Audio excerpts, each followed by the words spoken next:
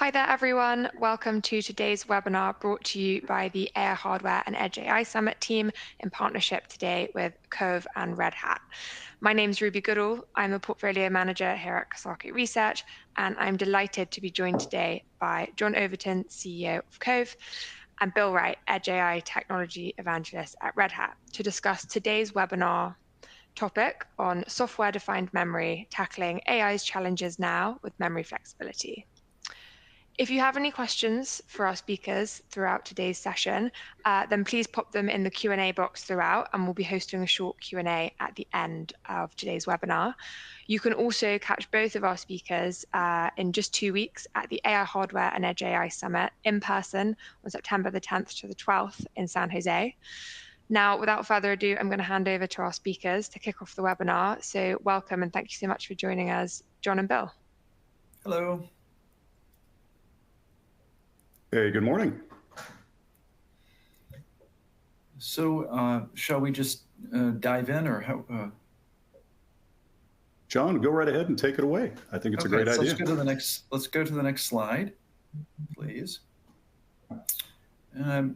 So I'd like to give a little bit of a context setting, a level set of where we think we are. So Kove has been doing virtualized memory for about a decade. And the problem that we address is pretty much most of what's coming at us. If you're doing artificial intelligence, machine learning, and you want to do large computations, the memory needs expand quadratically. There are cases of some of the big genomics work where a machine may take the equivalent of 30 to 40,000 US homes of energy just to run the machine. To go one gene sequence farther into the computation, the memory needs scale quadratically. Now, that's one direction that you can swing this. Another direction that you can swing this is, what about edge? So let's say I want to have smart cities. If I want to have smart cities, I can't really afford the latency to go up to satellites and down to do machine learning computations. Training, inference, and so forth need to be actually local in an optimal scenario. The problem with that is then, how do I put enough memory in all of these small instances around a given country? Well, if you can move the memory to the compute as opposed to the model to the memory, that you can shape the system dynamically, you can do things you could never think about before. So let's go to the next slide here. So what would those things be? Well, what if you could have on the edge, let's say a 3-node OpenShift cluster, and you could have the equivalent of 1 to 3 terabyte systems right on the edge. You could do training on the edge that you wouldn't even think about doing right now. You could do it cost effectively.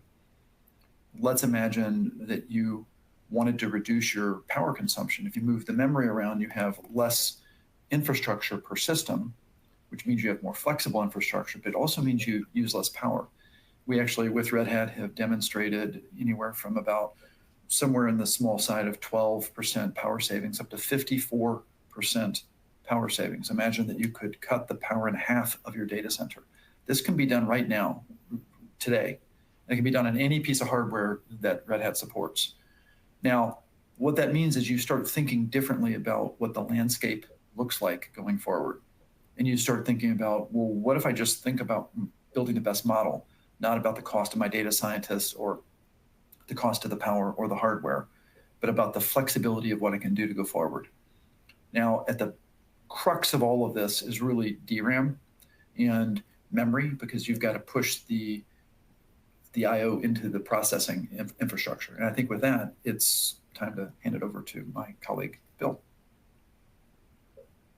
Oh, thank you, John. And what is so exciting about Kove, at least in terms of Red Hat and the kinds of deployments that we participate in, if you think about it, and I'll go into this before I actually talk about the slide in depth, quite literally, memory virtualization was the last frontier of what was possible in cloud computing and these kinds of data center environments. It was always the area we ran into when we wanted to fully virtualize an environment. Memory virtualization was previously at a granular level considered impossible.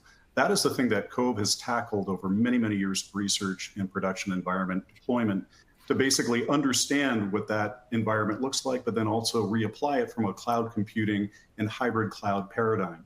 And from that perspective, what's really exciting about this is there are so many different benefits that are hidden within the Kove capability that it really lends to Red Hat and the Red Hat stack. So one of the areas that it helps address is power consumption. CPUs still consume a huge share of power, but memory and memory density is going up exponentially right now, given AI workloads and others. And so what's really exciting is this becomes a growing energy drain in compute systems that Kove directly addresses and really reduces.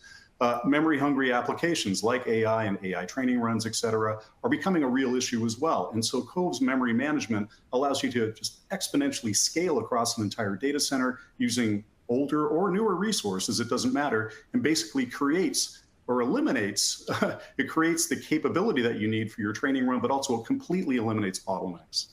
And then also hardware demands themselves are exponentially increasing as well. But again, this was something that was historically unattainable in the past. And working in supercomputing environments, some of the most demanding production environments in the world, Kove has been able to surmount that and really take Red Hat and our environments to the next level. We're very excited about this partnership. And so how's it work? The idea is you have some collection of what we would call targets. They're memory servers, and all they do is serve up memory. And then you have whatever your computational infrastructure is, whatever it is, GPUs, CPUs, whatever. They connect to this mesh. And then that mesh has a provisioning mechanism, so you can decide what server gets what amount of memory under what condition, or what user, or what container. The reason the partnership with Red Hat and Kove is so striking is because of the quintessential compatibility of a containerization view of the world with a virtualization of memory. Containers have reduced instructions that are focused and purposeful, that are for the applications that are at hand. The issue is, how do you scale that? We have demonstrated that you can have up to 100 more multiples of containers on a server by giving them more memory. Now, you really need to let that hit your brain. Let's say that I have 50, 50 containers on a computer. 10 times 50 is 500, 100 is 5,000. Now imagine if you were using a virtualization infrastructure and you had to put 5,000 operating systems on one server. Let it sink in. What if you just bought Red Hat one time, okay, and then had 5,000 instances of whatever you wanted by moving the memory? Now, what's so striking is that the memory moves wherever it needs to go in, quote, real time. You can move it across about 500 feet across the data center. And there have been measurements made by Supermicro and Red Hat. There are blogs that they both have independently published where we have demonstrated that the relative performance of the mesh, the memory mesh, is about 1 or 2% in general, different than the local memory. But you have the scaling factor that's unbelievable, which reduces the cost on the OpEx and the CapEx dramatically. Now, where this allows you to go is to think about things, again, in ways that you never would at any dimension. This is just, there's no application that you really can't benefit from, databases or any kind of infrastructure, because you increase the density. And in some sense, this is really kind of like what happened with virtualization with full computers years ago. You had all these cores. How do you use them? Just put a computer on each core. We're now doing that at 100 times greater density with performance that's better. And we'll talk about the performance a little bit later. Now, let's go to the next slide for a moment to give you a little bit of an illustration of this. So let's imagine the day in the life, or the millisecond in the life of a model, or the minute in the life of a training experience. So this is just an illustration of how you might think about what you would do. You create a design and you do a loop, and then you go to the data set gathering, the processing, the training, the testing, and then you keep redoing that over and over and over. You spin that. So oftentimes in machine learning training, before a production model goes live, you may have trained that system 1,000 times. Now, when you train that 1,000 times, If you leave the local memory of the server and you hit swap one time and you buy the fastest possible flash NVMe that you can buy, you stick it in the server. If you use that as swap one time, that's 125 times slower. Let's give some numbers here. So that means I'm going to train my model 1,000 times before it goes into production. And let's say I target 4 hours per training. If I hit swap once on 100 servers or 100 GPUs or 1,000 GPUs, and I let that spin through, that job goes from 4 hours times 125, which is 19 days. Now, I'm going to train my model 1,000 times. 1,000 times 19 days, or we'll be dying. You can't do it. Now, if you use this approach, you get real memory, but now you move the memory, as I showed in just that previous slide, wherever it needs to go. So the result is you can improve your time to solution or the accuracy of your model instead of targeting 25% of the memory, so that if any one of those jobs would balloon up past the local memory size and then hit swap and then fail, or take everybody 19 days to do, people typically turn swap off, and then they start targeting lesser memory on each server to guarantee that if one of the complex jobs of, let's say, 1,000 different threads or 1 million or 5 million different threads or 10 million different threads, if one of those were to go up above the memory, you'd stop the system. That whole problem space goes away if you use Kove plus OpenShift with Red Hat. It gives you a whole different way of thinking about where you're going. What that means is you can now target 2 or 3 times more memory per the local server, and you don't worry about going over the memory. So imagine if in your normal day of training, you had 2 or 3 times more memory, or you never worried about having to fit the model into the hardware, but you just built the model and let the hardware shape it to the workload. That's the game-changing part of this, of where it goes. I think with that, we can move to the next slide, Bill. Oh, I think this is still me. So let's give you some numbers here.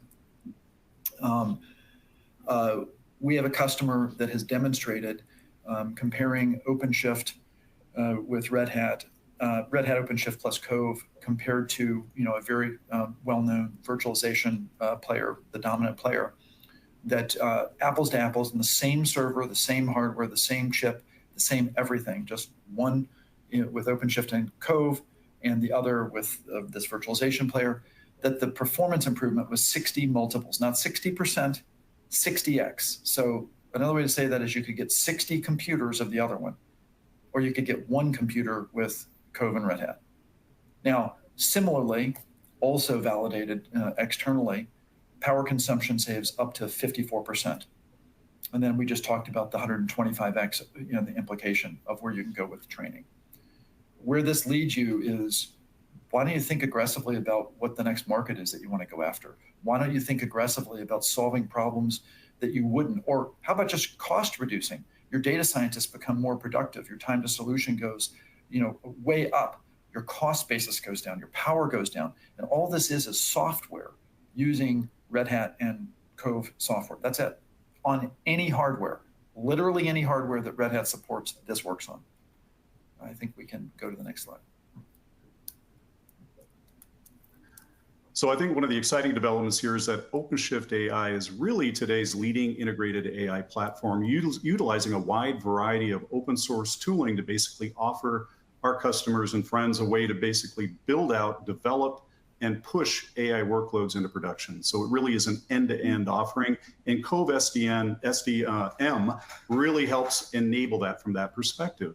So in terms of model development, things like Jupyter Lab offers intuitive ways for data scientists to develop models, but there are inherent complexities in collaboration and sharing work. And the Jupyter environment in OpenShift AI lets you take your development environment anywhere you need to go.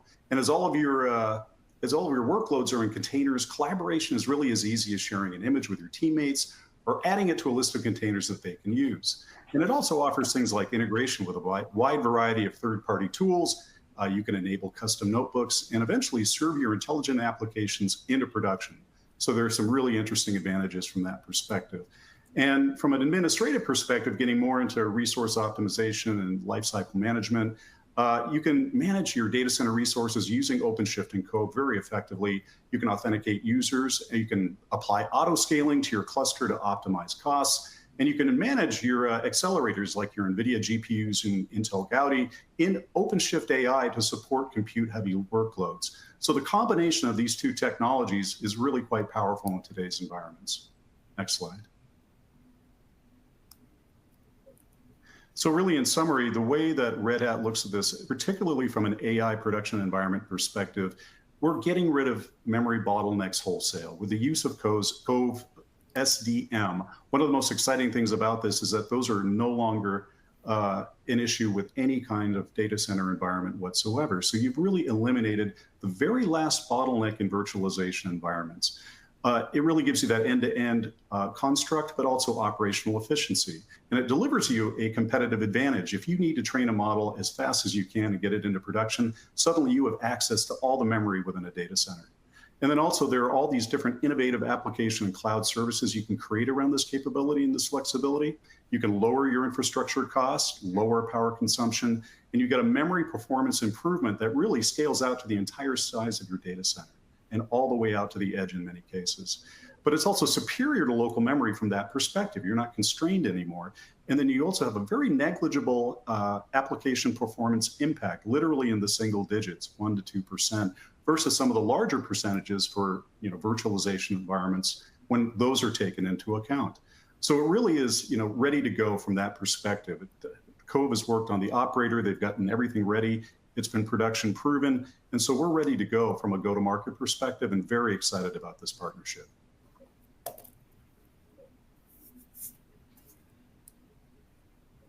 So, John? Okay, so a couple of key points here. This works on any hardware, period. Okay, it takes around 40 minutes or so to install, download, and install. So I think it's about 3 button pushes to get it to work. You download normal stuff, you hit a couple of buttons, one for the target software, one for the compute, and one for the management console that organizes everything. On the backside, it uses InfiniBand. The real key component of this is we need a serialized interconnect on the back end. On the front end, it is standard Ethernet. Now, once you install it, it's fairly simple, if not trivial, to establish provisioning rules. And the provisioning rules will allow you to say this amount of memory goes to that amount of compute, or this amount of memory goes to this server, that container, this user at this time of day for that purpose. If there's a race condition, you can adjudicate the race condition this way, et cetera. You have to think of it like any other virtualization play. Virtualizing CPU cores, or virtualizing storage, or virtualizing network. Now it's memory, but it really is trivial, to deploy. Now, a couple of key things that I want to really make loudly clear on this. One of the common concerns about all memory pooling is the so-called latency challenge, the speed of light distance of cable, and the other is the being able to manage cache coherency at scale when you start providing the linearity of the memory that we provide. And what I can say is it's not us saying this, it's everybody who's ever used this around the world, and the tests that Red Hat and Supermicro and others have done and published. We are within plus or minus 1 or 2% the performance of local memory, including the overhead and the distance of cable, including all of that. And that's measured. This is what makes this moment kind of exciting, frankly, for Kove. We've been working on this problem for almost 15 years. We're deployed in some of the most critical infrastructure in the world right now. We are just now partnering with folks like Red Hat to come out and deploy this in a very different kind of channel go-to-market approach. And we are delighted to work with people who are trying to push the limits of what's possible. Those are our customers. And if you have those kinds of problems, we'd love to work with you. But with that, I think that summarizes really the overview of this. I don't know if we have questions. or how we should go forward. I think we might have some questions going through, and the moderators may have some of those. Perfect. Thank you so much, John and Bill. That was a really, really great oversight. We do have some questions that have come in whilst you've been speaking. And if anyone else in the audience has more questions, then now's your chance to submit them just below in the Q&A box. So the first thing I'd love to ask both of you is, so how does this compare to CXL infrastructure and memory pooling? Bill, you want to go first, or you want me to go first? I mean, we might as well make this actually, collaborative. John, you're the memory expert. I think you should tackle that one. Absolutely. So we are equal opportunity memory capitalists. We believe that there's going to be a lot of interconnects and a lot of different approaches over the next years. CXL has, I don't want to badmouth any product, because I think every product solves a certain, purpose. What I can say is, in our case, we work literally on any hardware in the world that is supported by the Linux kernel. CXL is going to require memory tooling and upgrading of your CPUs, your hardware, your interconnect. It may involve different programming models. We work with any programming model out of the gate, number one. Number two, there are performance challenges with CXL. And if you talk to the folks that are working with CXL, we have solved those, and CXL doesn't. There's no roadmap that we know of that CXL will be able to solve that. So I would say, in terms of availability, the punchline is, in terms of availability, ease of use, maturity, delivery schedule, as in, this has been in production for 10 years in various critical infrastructures around the world. The ability to see it work within hours, as opposed to wait until you buy new hardware. That's what you get with Kove. If there's a follow-on question, or keep going. No, that's great. Thanks, John. Next question is, how does this technology contribute to the evolution of virtualization? And I guess the follow-on is, why is virtualization so relevant today? Oh, Bill, I think you should light that one up. Yes, I've been working in virtualization since 2006, and in cloud computing environments ever since. I think the thing that's interesting about that is I have experienced the various broken bones and black eyes that come with that experience. And I think what's fascinating about this is, if you think back to what was possible back then, the virtualization and eventual containerization of all these different workloads really just unleashed the capabilities of a data center. Instead of relegating a single application to a single server, which was the old way of doing things before, which wasted enormous resource, enormous power, enormous server counts, basically, from that perspective, you were able to take workloads that had been on like 1,000 servers and reduce them down to 100 high-performance servers, and really save an enormous amount of money in the data center as a result. Starting from that place, though, it was interesting. The one area that we could never really get past was memory, and memory virtualization at a granular level. To be able to do that really was considered impossible. I referenced this earlier, but I remember those days. And I don't want to be the elderly gentleman sitting here waving my cane about the old days, but literally it's historical context. It gives you a sense of how tough this was for so many, many years. This entire time, that was considered just something that couldn't be dealt with effectively at the deepest level. There was no way to take those resources at that component level and really aggregate them and abstract them the way virtualization environments and container environments now really require. We've gotten there, and it's really with Kove, and Kove is software only. You drop it in, it is ready to go right now. This really is a paradigm changer in many ways when you think about it, because now every single resource in the data center can accommodate these new workloads like AI and LLMs, SLMs, et cetera, to basically make all that happen. So it's really, to watch this from the sidelines and then now directly participate with Kove in this, for me personally, has been a real professional watermark. It's been very exciting to see this take place.